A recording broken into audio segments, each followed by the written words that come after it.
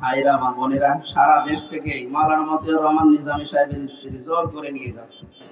এখন কার কথা ফেলবো বলেন? তাদের যে স্যাক্রিফাইস, তাদের স্বামী হারা সন্তানগুলো সব এলোমেলো, তাদের কথা না শুনলেও পারছি না, আবার শুনতে গেলে আমার এদিকে শরীর থাকছে না।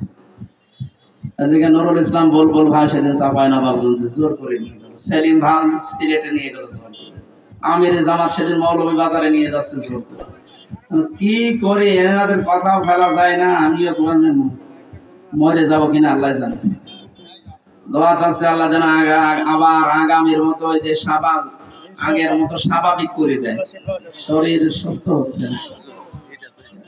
রাতের বেলা আবার এখনো 2টা, মাগরিবের পরে একটা, এশার পরে।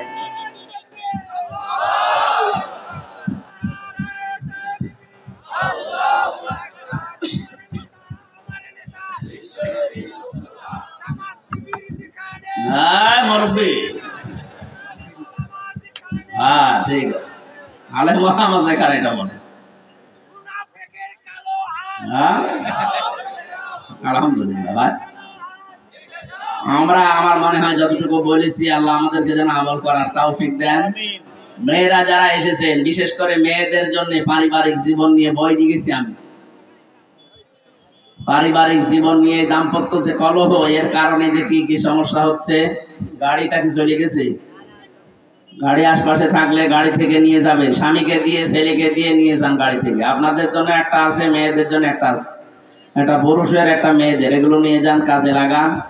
পড়লে আমার জেলখানায় এখন হালকা পাতলা লিখা একটু সার্থক হবে। আশপাশে কোনো মাহফিল থাকলে সেখানে আবার কথা বলবো। আজকের আলোচনাটা আমরা আমল করার তৌফিক চাচ্ছি, আল্লাহুম্মা আমিন।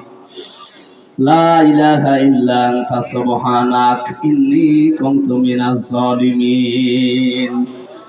আল্লাহ তাআলা, আমরা যেভাবে আরম্ভ করেছিলাম, আমানতের 9টা ব্যাখ্যা আছে।